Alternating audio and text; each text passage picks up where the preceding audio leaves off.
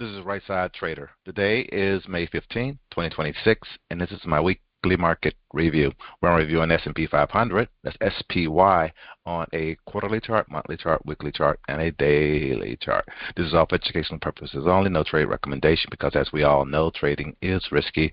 You can lose money at trading, so please check with your financial advisor. Please check with your significant other, and make sure trading is something that is suitable for you. All right, let's jump over to these charts and see what we see. Besides that, maximize this quarterly chart. Maximize this quarterly chart, and what we see is green. Green, green, green, green, green, green. Again, this market is still looking very bullish. We're still below an R1 at this time. That's this level. That's this green line right here. So again, it slowed down a little bit, but not that much. We're still heading higher from what it looks like. All right, but let's go ahead and go down to our monthly chart and see what we see there.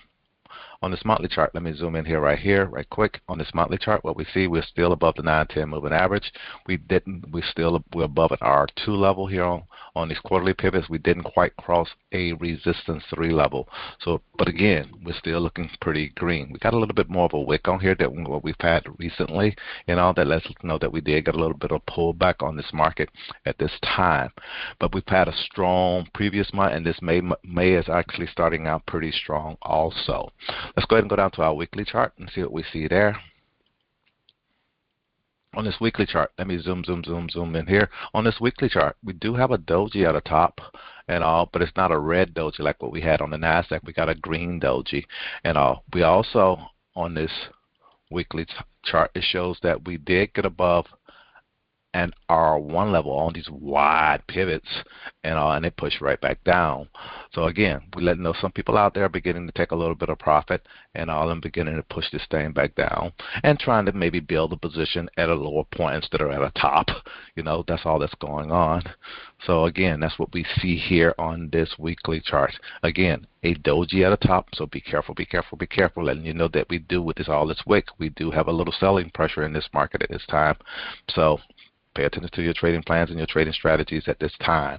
All right, let's go ahead and go down to this daily noise and wrap this on up. Boom. Zoom, zoom, zoom, zoom in here. On this daily noise, this is where we can see how that wick was actually formed.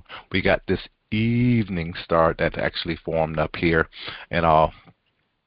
And it was option expiration. So that's another thing. Once I saw that it was option expiration, and I kind of go, okay, you normally get that. They want to push that market down below some point, in the market in order for those calls that they sold where it'd be worth something based on the positions that they are actually holding and all that kind of stuff. Just me assuming. I don't know what they're doing out there. All I know, I can see that they did push this market down off of its all-time high that it actually made this week and we closed below that.